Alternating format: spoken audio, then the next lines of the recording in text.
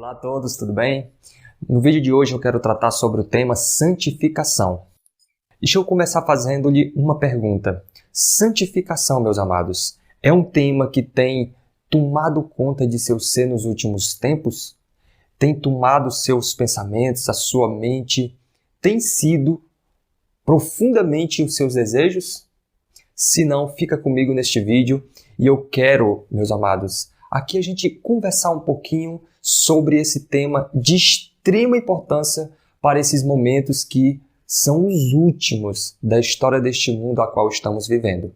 Hoje eu quero que vocês pensem junto comigo o seguinte: o que é santificação? Eu quero comparar, meus amados, santificação com um grande muro, uma grande parede que precisa ser construída desde o nosso nascimento, desde a nossa conversão até nos encontrarmos com o nosso Senhor. Então, entendendo que esse muro precisa ser construído, a gente precisa de algumas ferramentas e matérias-primas para esse muro ser construído. Nós precisamos de cimento, água, precisamos das ferramentas para poder fazer esse muro e também precisamos dos tijolos. Pensando nisso, meus amados, fazendo uma analogia muito de perto com o tema santificação, eu quero que entendamos o seguinte. Neste vídeo, eu quero que a gente aborde um tijolinho de toda esta grande construção que tem que ser feita para proteção nossa, para identificação de que somos realmente seguidores de Cristo e para que a gente possa estar confortável dentro deste campo que se chama santidade. Desta forma, eu quero tratar hoje com vocês como a gente pode alcançar e destravar, desobstruir o caminho da nossa santificação. Hoje eu quero falar sobre alguns problemas que estão nos atrapalhando de crescermos na graça e no conhecimento do nosso Salvador Jesus Cristo. Eu quero refletir junto com vocês o que está escrito em Levíticos, capítulo 11, verso 44, que diz o seguinte: Porque eu sou o Senhor vosso Deus, portanto vós vos santificareis e sereis santos, porque eu sou santo, e não vos contaminareis com nenhum réptil que se arrasta sobre a terra. Meus amados, muitos que eu já tenho conversado a respeito do assunto de hábitos alimentares versus santidade, muitos têm me dito o seguinte: Clérison, mas será que a gente tem na palavra de Deus textos bíblicos que nos mostram o princípio de que a santidade está relacionado com os hábitos de vida que a gente leva no nosso dia a dia? Eu acabei de apresentar um texto para vocês. Existem outros da palavra de Deus, como 1 Coríntios 6,19, porque somos santuários de Deus e fomos comprados por um preço inestimável, impagável por nós, mas foi pago pelo nosso Salvador. Pois somos santuários de Deus, e não sabeis que o Espírito Santo de Deus habita em você e em mim? É o que a palavra de Deus nos mostra de maneira inequívoca, meus irmãos. E sabe qual é a vontade de Deus para as nossas vidas? Que alcancemos a santificação. Paulo, por sua vez, em seus escritos, mostra de maneira clara que nós devemos ser santos em 3 dimensões: corpo, alma e espírito. Isto é, parte fisiológica, parte neurológica e parte espiritual. A gente tem que ser santo no campo imanente, no campo físico e no campo transcendente, a nossa relação com o eterno, com o sagrado. Pensando nisso, a gente segue, meus amados, vamos refletir hoje sobre alguns textos inspirados que existem no Espírito de Profecia. E o primeiro que eu quero deixar aqui com vocês para reflexão é: parem, meus amados, parem de destruir o santuário sagrado, onde é o local de habitação do Deus eterno em nós. Então eu quero me direcionar a você, pai e mãe. Olha o que esse texto nos apresenta. Muitos pais educam os gostos de seus filhos e formam-lhes o apetite. Permitem-lhes comer alimentos carnes e tomar chá e café. Os alimentos carnes altamente condimentados e o chá e café, que algumas mães animam os filhos a usarem, preparam o caminho para ansiarem por estimulantes mais fortes, como o fumo. O uso deste incita o desejo por bebidas alcoólicas e o uso de fumo e álcool invariavelmente diminui a energia. Quando suas forças são aguilhoadas pelo uso de estimulantes, conseguir-se-á mais durante algum tempo. Mas à medida que o organismo se enfraquece mediante o uso contínuo, torna-se gradualmente mais difícil erguer as energias ao desejado nível. A exigência de estimulantes se torna cada vez mais difícil controlar, até que a vontade é vencida, parecendo não haver poder capaz de negar a satisfação do forte apetite contrário à natureza. São exigidos estimulantes mais fortes e ainda mais fortes, até que a natureza exausta já não pode corresponder. Meus queridos e amados irmãos, sabe o que Ellen White acabou de nos descrever? O processo de como uma pessoa se torna viciada em qualquer tipo de entorpecente, qualquer tipo de droga, seja ela lícita ou ilícita. Acabamos de ver o processo. Começa-se com um estimulante relativamente fraco, vai avançando, até chegarmos em cocaína, LSD, maconha e entre outros muitos entorpecentes que a gente conhece hoje. A gente vê isso de maneira clara no Conselho sobre Regime Alimentar, no livro Conselhos sobre Saúde, Temperança, os quais eu recomendo firmemente a leitura desses livros para nós podermos estar falando aqui a mesma língua e buscando a mesma coisa, santidade. Então, meus amados, isto é o que acontece com muitos pais e mães que, inadvertidamente, por falta de conhecimento ou rebeldia, estão introduzindo os vícios, estão preparando seus filhos para os vícios. Olhemos e observemos mais um texto inspirado. O texto agora que eu quero compartilhar com vocês, meus amados, é da Palavra de Deus, que está em Romanos, capítulo 6, do verso 16 ao 18, que diz assim: Não sabeis vós que a quem vos apresentardes por servos para lhe obedecer, sois servos daquele a quem obedeceis? Ou do pecado para a morte, ou da obediência para a justiça? Mas graças a Deus, que tendo sido servos do pecado, obedecestes de coração à forma de doutrina que fostes entregues. E libertados do pecado, fostes feitos servos da justiça.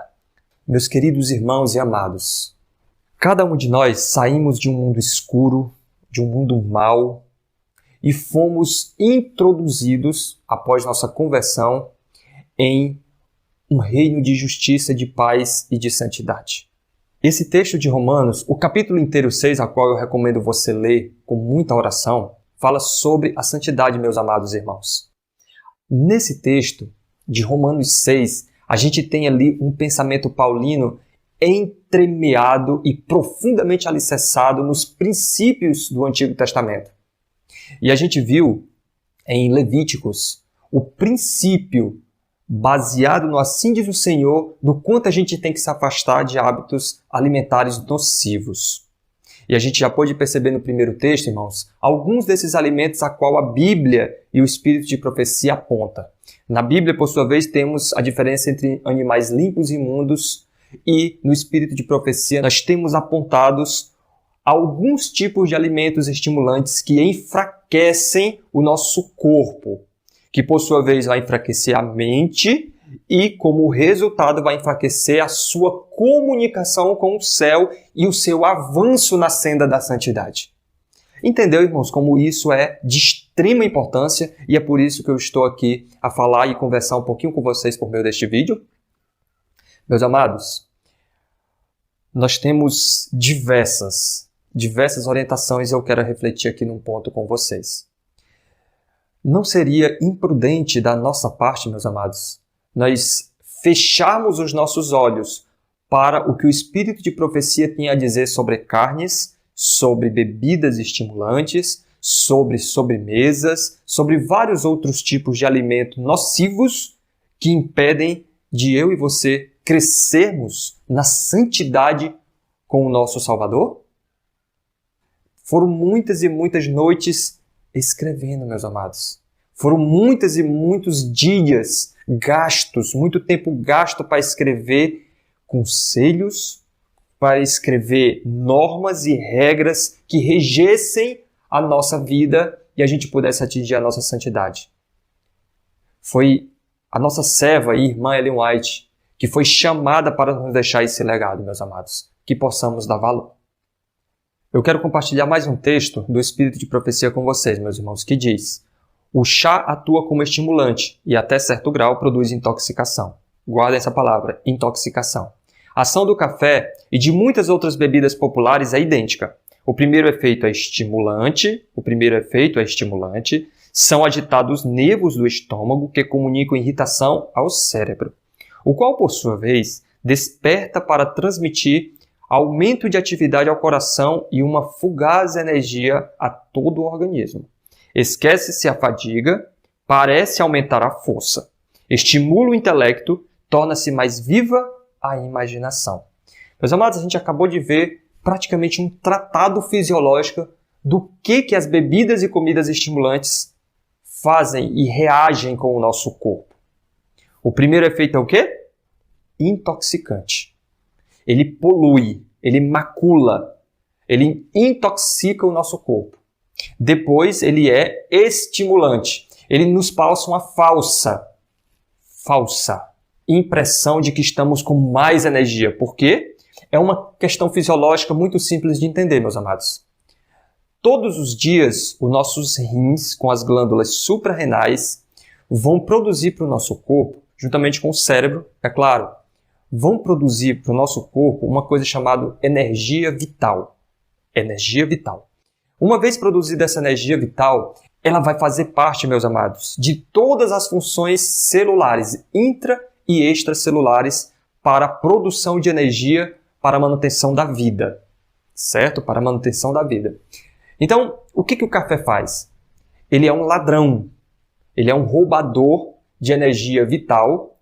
Ele pega mais do que se deve para entregar na nossa corrente sanguínea e a gente ter aquele hiperestímulo. Um outro dano que as bebidas e comidas estimulantes fazem, irmãos, é desgastar os nossos órgãos nobres mais rápido do que deveria. Eu quero compartilhar mais um texto com vocês para a gente ir meditando e entendendo melhor qual é a ação danosa e nociva que as bebidas e alimentos estimulantes causam em nosso organismo. Vejamos. Nunca, diz o texto, meus amados, nunca tomeis chá, e aqui está se referindo aos chás estimulantes, café, cerveja, vinho ou quaisquer bebidas alcoólicas. Nunca, meus amados. Nunca, não é às vezes, esporádico. Ah, mas é o casamento da minha mãe, o casamento do meu pai. Ah, é o casamento do meu tio. É o aniversário de um parente querido. Então, eu vou abrir uma exceção. Meus amados, nunca. Nunca. Eu espero que esta palavra nunca fique gravada em nossos pensamentos. Mas por que nunca, meus amados? Porque são pequenas brechas e concessões que podem derrubar os gigantes. São pequenas brechas e concessões que podem derrubar esse muro que está sendo construído todos os dias, chamado santidade. E o texto continua dizendo: água, eis o melhor líquido possível para limpar os tecidos. No próximo vídeo, na próxima oportunidade, eu quero falar da importância, meus amados, que a água tem dentro desta construção chamada santidade. Tudo bem? Olha o que o texto continua a nos dizer, meus amados. Renunciem os membros de nossas igrejas. Estou falando para você, meus amados. Renunciem. Renunciem. Todo apetite egoísta, todo o dinheiro gasto em chá, café, alimentos carnes é mais que desperdiçado, pois essas coisas impedem o melhor desenvolvimento das faculdades físicas, mentais e espirituais. Preciso dizer algo para vocês, irmãos? Impedem. Além da gente estar gastando dinheiro naquilo que não é pão, nós estamos entravando, nós estamos atrapalhando Deus a trabalhar em nossas vidas. O povo precisa vencer. Você, meu amado, precisa vencer. Diz a palavra do Espírito de Deus.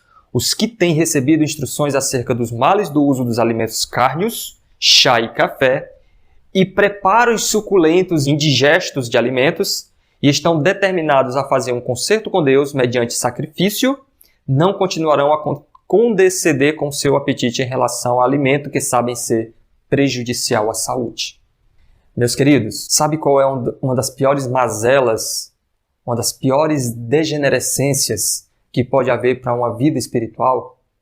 É você ter a certeza absoluta que aquilo que você está colocando na sua boca seja de bebida ou comida, te afeta de maneira direta ou indireta.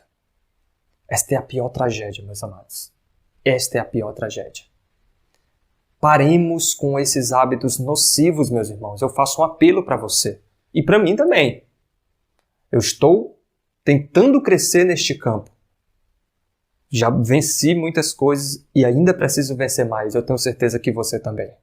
Mas é um apelo que eu faço, irmãos. Não desperdicemos nosso dinheiro, tempo e talentos naquilo que não é pão, naquilo que nos satisfaz e naquilo que não edifica. Olha o que Deus requer de nós, irmãos. Deus requer que o apetite seja purificado e exerça-se abnegação relativamente a essas coisas que não são boas.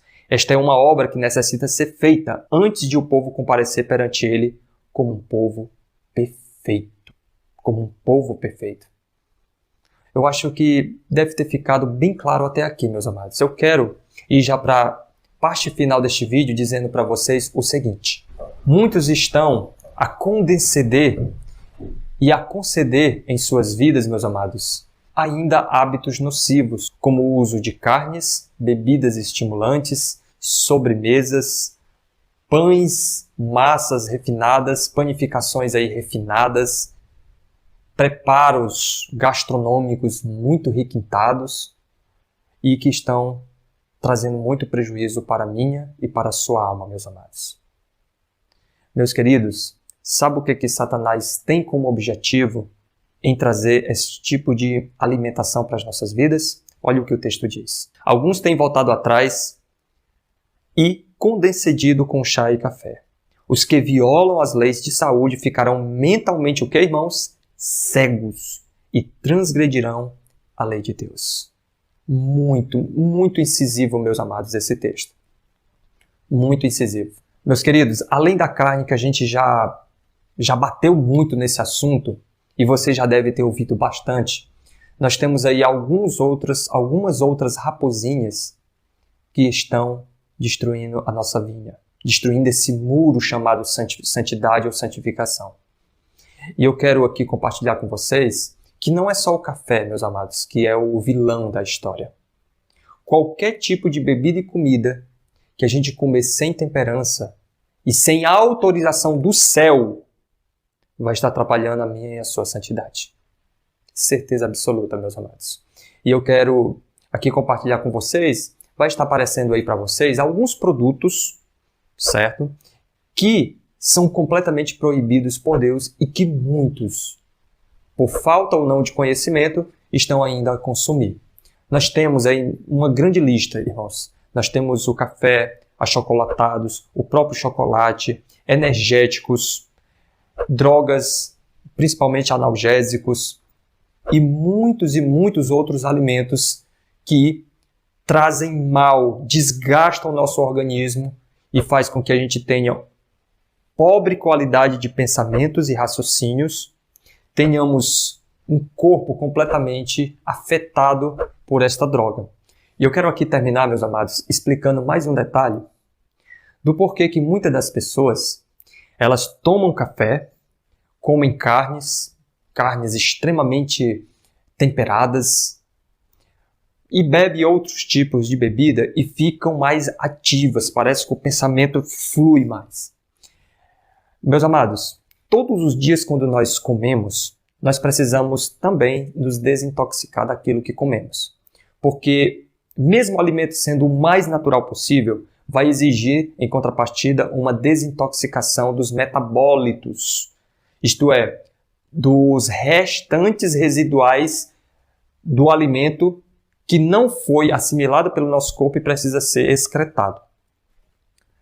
Entendendo isso, o café, carnes, sobremesas, entre outros alimentos que comemos, a maioria desses alimentos eles não são aproveitados pelo nosso corpo. Inclusive, o Espírito de Profecia diz que café não é alimento. Certo? Por quê? Porque ele desnutre, porque ele afeta, ele degenera, ele macula e impurifica o nosso corpo por causa desse processo que eu estou explicando aqui para vocês. Uma vez que o café entra, ele vai superestimular o nosso organismo, vai afetando aí a parte circulatória, afetando o músculo cardíaco, que é o coração, afetando a mente, o sistema nervoso central. E por fim, meus amados, sabe o que vai acontecer? O que a gente acabou de ver no texto. ficamos cegos espiritualmente. Ficamos cegos espiritualmente. Então, meus queridos, pense sempre nisso se você voltou atrás e caiu da graça de Cristo. Isso mesmo, meus amados, caiu da graça de Cristo, por quê? Porque você voltou a ser servo do pecado. Porque tomar café é pecado. Tomar café é pecado. O texto está aparecendo aí para vocês, da referência. E sabe o que é interessante, irmãos? E com essa história eu encerro o vídeo de hoje. Conversando certa vez em um estudo bíblico para adventistas, que muitos estão precisando de estudo bíblico, infelizmente.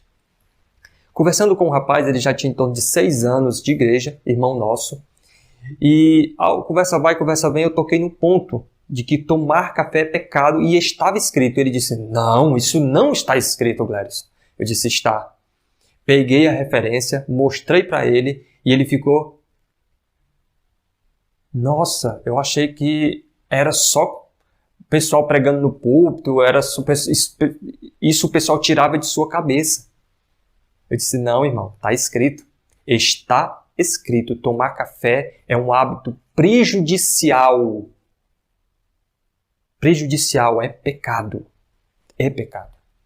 Então, ele relatou para mim naquela ocasião, meus amados, que conhecia bons irmãos, anciãos de igreja, que disseram para ele que tomar café não era mais um pecado tão grave quanto se encarava no passado. Será que Deus mudou, meus amados? Será que a norma mudou? Será que os impactos que o café causa do nosso corpo mudou? Óbvio que não.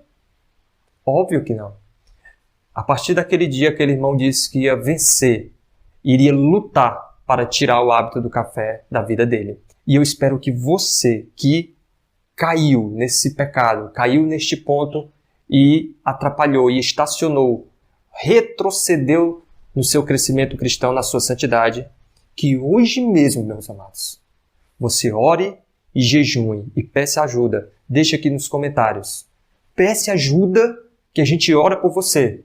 E a gente juntos vamos continuar crescendo na graça e no conhecimento do nosso Redentor e Salvador Jesus Cristo. Que o Senhor te abençoe e te guarde. Que o Senhor resplandeça o seu rosto sobre ti e tenha misericórdia de ti. Que sobre ti Ele levante o rosto e te dê a paz. Todos fiquem na paz de Deus e nos encontramos no próximo vídeo.